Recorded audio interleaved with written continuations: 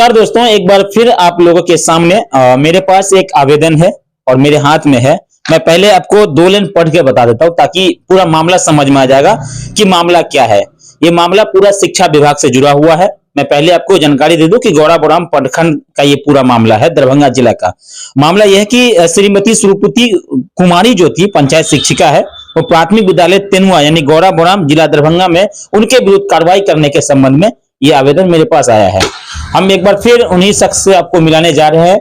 RTI कार्यकर्ता गौराबोराम के राजकुमार झा हमारे साथ हैं, वो जुड़ेंगे और उनसे जानकारी लेंगे कि अब क्या हुआ, क्योंकि ये मामला काफी दिनों से चल रहा था सुप्रीति कुमारी वाला, और अब ये मामला में कार्रवाई का आदेश है। यानी कि इसमें जो है जिला शिक्षा पदाधिकारी जो है उन्होंने पंचायत शिक्षक नियोजन इकाई ग्राम पंचायत राज बगरासी के द्वारा जो पूरा मामला है उस संबंध में हम जानकारी लेंगे। राजकुमार जी, सबसे पहले हमारा मोबाइल रिपोर्टर पे आपका एक बार फिर से काफी दिनों के बाद फिर से स्वागत जी। नमस्कार। बहुत सारे लोगों को उम्मीद रहता है कि राजकुमार जी फिर मोबाइल रिपोर्टर आएंगे, पता नहीं इस बार क्या कहेंगे, और शायद ये पूरा मामला जैसा कि ये आप पकड़ लीजिए क्योंकि आप ही का मामला है, आप ही हाथ में ठीक रहता है। ये जो मामला हुआ है बड़ा कार्रवाई हुआ है, और ये कह लीजिए दोस्तों कि राजकुमार झा लगभग 2017 से आरटीआई लगा रहे हैं और इसमें कई बार इनको सफलता मिली। बहुत सारे आरटीआई के द्वारा जो इनको जवाब मिला, जो इन्होंने मांग किया यानी सूचना के अधिकार के तहत, उसमें जो जानकारी इनको मिला वो काफी चौंकाने वाला रहा। हालांकि जो अब ये मामला आया है सुपुर्ति कुमारी एक शिक्षिका का वाला, उस मामले में जानकारी लेंगे। क्या कुछ हुआ, आपके आरटीआई में क्या कुछ था, सबसे पहली बात वहां से शुरू करेंगे ताकि लोग जो व्यूअर्स है वो समझ सके। शुरुआती दौर से बताइए, आपने आरटीआई में क्या मांगा था, कब आरटीआई लगाया था, किस संबंध में लगाया था? हमने गौराबोराम प्रखंड के अंतर्गत एक तेनुआ विद्यालय, प्राथमिक तेनुआ विद्यालय है, और जब हमको ये जानकारी मिला कि वहाँ की एक शिक्षिका थी सुप्रीति कुमारी, वो कभी स्कूल नहीं जाती है और स्कूल नहीं जाने के बावजूद भी उसको अवैध तरीका से वेतनमान मिल रहा है। तो जब ये हमको ये जानकारी मिला तो हम सूचना अधिकारी से इसकी जानकारी लिया है, और उस जानकारी में मुझे सत्यता पाया गया कि सही में फर्जी वेतन दिया जा रहा है।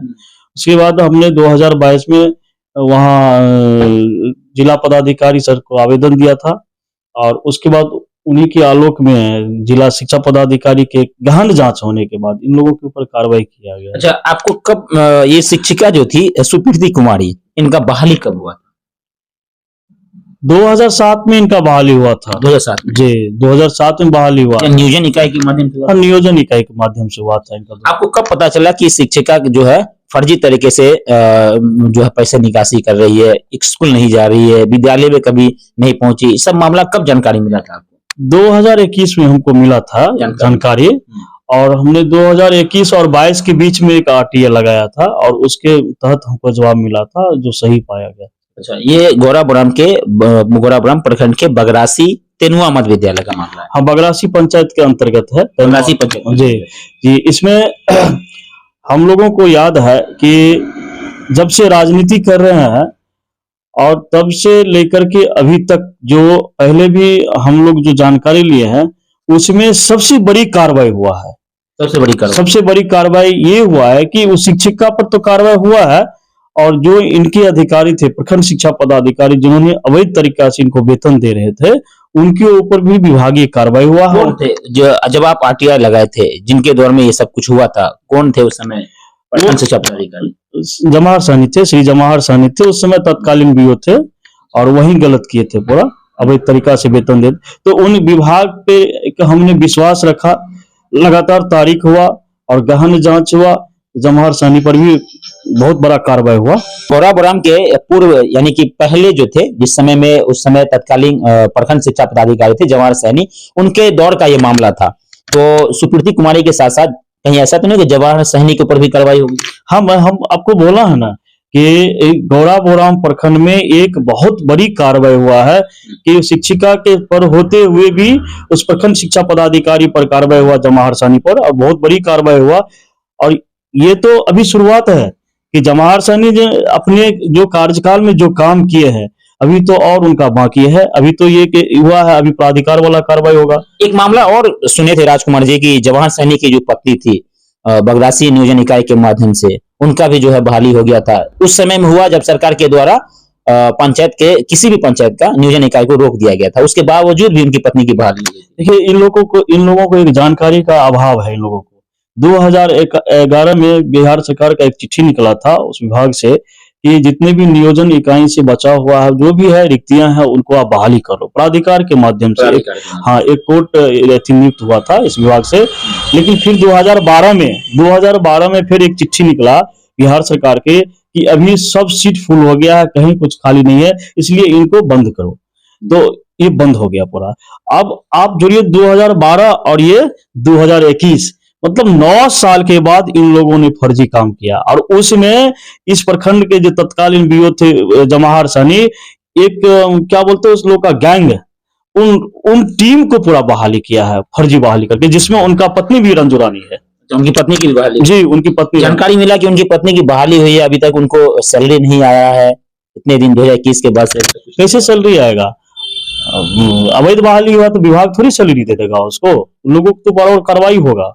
वो मामला भी फंसा हुआ है, उसका भी तारीख चल रहा है, पिछला 5 दिसंबर को तारीख भी आपने आरटीआई के माध्यम से मांगा था, बहुत सारी शिक्षिका का नाम आया था, शिक्षक के नाम आए थे, तो उस पर क्या कुछ कार्रवाई हुई? हाँ, उसमें भी 5 तारीख को तारीख हुआ था, उसका भी चल रहा है। और इसके साथ साथ आपको बता दें कि हम लोगों को यहाँ एक 2007, 8, 9 में एक प्रखंड शिक्षा पदाधिकारी जो डीपीओ संजय देव कन्हैया जी थे, श्री संजय देव कन्हैया जी थे, उन्होंने भी गड़बड़ किया है। और इस मामला में, ये जो मामला हुआ है, आपको बता दें, इस मामला में जिस तरह से जमाहर सानी का पेंशन बंद या पेंशन रिकवरी का आदेश हुआ विभाग से, उसी प्रकार संजय देव कन्हैया पर भी पेंशन रिकवरी का आदेश आएगा। ये हम आपको एकदम चैलेंज के साथ बोल रहा हूँ, क्योंकि उन्होंने भी बहुत बड़ा टेक्निकल गलती की है। मेरे पास बहुत सारा सबूत है, हमने सूचना अधिकार से मांग करके रखा है। जी, चलिए, राजकुमार झा गौराबुराम प्रखंड के आरटीआई कार्यकर्ता है, लगभग लोग जानते हैं, और हमारे जितने व्यूवर्स हैं जो हमारे मोबाइल रिपोर्टर के माध्यम से जुड़े हुए हैं, वो लोग जानते ही हैं इनको, किसी पहचान के मोहताज है नहीं।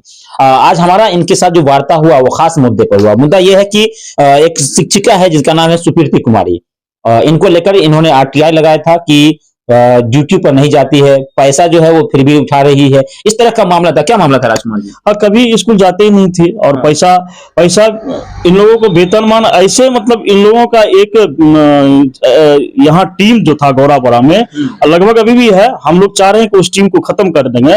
वो टीम जो है सिर्फ डिप्टेशन के नाम पर कई शिक्षक को डिप्टेशन करा करके, और बाहर रहते थे, कोई बम्बई रहते थे, कोई दिल्ली रहता था, कोई प्रखंड के कार्यालय के डिप्टेशन करवाता था निर्वाचन के नाम पर, कभी स्कूल नहीं जाते थे। इन लोगों ने जो फर्जी वेतन लेकर के, अभी हमारा इसमें शुरुआत है, और हम आपको बता रहे हैं कि 5 से 6 महीना आते आते ये सब लोग पर कार्रवाई होगा, हम रुकने वाले नहीं। अभी सुप्रीति कुमारी पर क्या आदेश हुआ, क्या कार्रवाई हुआ? अभी वो उसको नियोजन होगा, सेवा से समाप्त करेगा, और उसके बाद जो है उसका जो वेतन लिया है उस वेतन को इंटरेस्ट के सहित रिकवरी करेगा। तो ये बड़ा आदेश हुआ, बहुत बड़ा आदेश हुआ। कार्रवाई भी हो सकता है। अब कार्रवाई हुआ ना, केस दर्ज होगा उसके ऊपर ना, अवैध तरीका से वेतन लिया, फायर होगा फर्जी तरीका से, पूरा फर्जी तरीका से। यानी कि ये बात समझिए, जो सुप्रीति कुमारी शिक्षक है वो पंचायत शिक्षक है, प्राथमिक विद्यालय तेनुआ यानी दरभंगा जिला के गौराबुराम है, उस मध्य विद्यालय में पदस्थापित थी। लेकिन हुआ यूं कि राजकुमार जी को यह जानकारी मिला कि सुप्रीति कुमारी कभी स्कूल जाती ही नहीं है, और फिर सरकार से क्यों पैसे ले रही है, इस बात को लेकर इन्होंने एक आरटीआई लगाया था, यानी सूचना का अधिकार, जो हर आदमी का एक अधिकार है, उन्होंने अपने अधिकार के तहत मांग किया था, और उसका जो जवाब मिला वो बड़ा चौंकाने वाला है। और शायद मुझे लगता है कि इस खबर के बाद बहुत सारे लोगों की नींद उड़ जाएगी राजकुमार जी। हाँ, बिल्कुल, इसमें अभी तो शुरुआत हुआ है, एक सहायिका पर और एक शिक्षिका पर जो कार्रवाई हुआ है, और वहां के तत्कालीन बीओ जमाहर सानी जो था उसके ऊपर कार्रवाई हुआ है। अभी उस समय के तत्कालीन बीओ जो अपनी पत्नी रंजू रानी को पराधिकार के तहत बहाल हुआ, वो कार्रवाई होना बाकी है। उसके बाद आप डीपीओ के संजय देव कन्हैया जी को जानते हैं, उसके ऊपर भी कार्रवाई होना बाकी, क्योंकि इस केस में जो है ना, एक तरफ से सब उलझे हुआ है, पूरा मतलब प्रखंड से लेकर के पूरा जिला तक उलझे हुआ है, और उलझा करके रखा है। इस विभाग को हम तो धन्यवाद देते हैं कि शिक्षा विभाग को, के पाठक जी को, कि उन्होंने एक विभाग में आकर के एक सिस्टम को सुधारने का कोशिश किया है, जो अभी इन लोगों के ऊपर कार्रवाई हो रहा है।